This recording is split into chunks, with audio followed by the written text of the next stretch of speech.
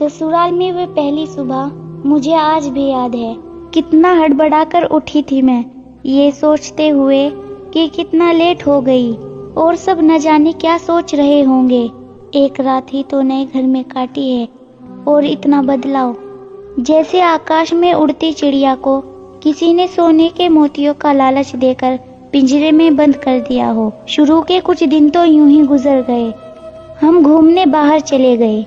जब वापस आए तो सासू माँ की आंखों में खुशी तो थी, लेकिन वे बस अपने बेटे के लिए। मैंने सोचा शायद नया नया रिश्ता है, एक दूसरे को समझने में देर लगेगी, लेकिन समय ने जल्द ही एहसास करा दिया कि मैं यहाँ बहू हूँ, जैसे चाहूँ वैसे नहीं कर सकती।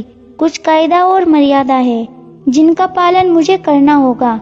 धीरे धीरे बात करना, धीरे से हंसना, सबके खाने के बाद खाना, ये सब आदतें जैसे अपने आप ही आ गई। घर में माँ से फोन पर कभी कभी ही बात होती थी। धीरे धीरे पीहर की याद सताने लगी।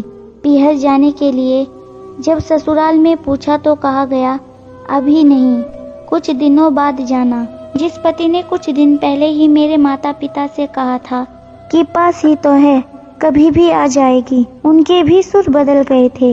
अब धीरे धीरे समझ आ रहा था कि शादी कोई खेल नहीं, इसमें सिर्फ घर नहीं बदलता बल्कि आपका पूरा जीवन ही बदल जाता है। आप कभी भी अपनी मर्जी से अपने ही पीहर नहीं जा सकते, यहाँ तक कि कभी याद आए तो आपके पीहर वाले भी बिना पूछे नहीं आ सकते। पीहर का वे अल्हड़पन, वह बेबाक हंसना, वे झूठे मुंह रसोई में कुछ भी छू लेना, जब मन चाहे तब उठना, सोना नहाना, सब बस यादें ही बनकर रह गई।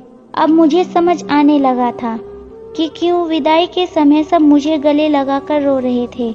असल में मुझसे दूर होने का एहसास तो उन्हें हो ही रहा था, लेकिन एक और बात थी जो उन्हें अंदर ही अंदर परेशान कर रही थी कि जिस सच से उन्होंने मुझे इतने साल दूर रखा वह मेरे सामने आ ही जाएगा। पापा का ये झूठ कि मैं उनकी बेटी नहीं बेटा हूँ और दिन नहीं छुप पाएगा। उनकी सबसे बड़ी चिंता ये थी, उनका ये बेटा जिसे कभी बेटी होने का एहसास ही नहीं कराया था, जीवन के इतने बड़े सच को कैसे स्वीकार करेगी। माँ को ये चिंता थी, उनकी बेटी ने कभी एक गिलास पानी का नहीं उठाया तो इतने बड़े परिवार की जिम्मेदारी कैसे उठाएगी। इसीलिए सभी मेरी विदाई पर खूब रो रहे थे और आज मुझे समझ आया उनका रोना गलत नहीं था।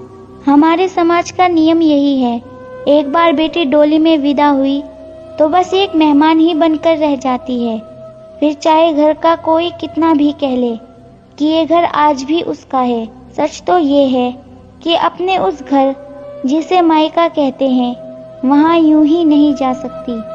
और हंसते हुए, गम छुपाते हुए, ससुराल में हजारों समस्या परेशानी आने पर भी उसी को हल करना है।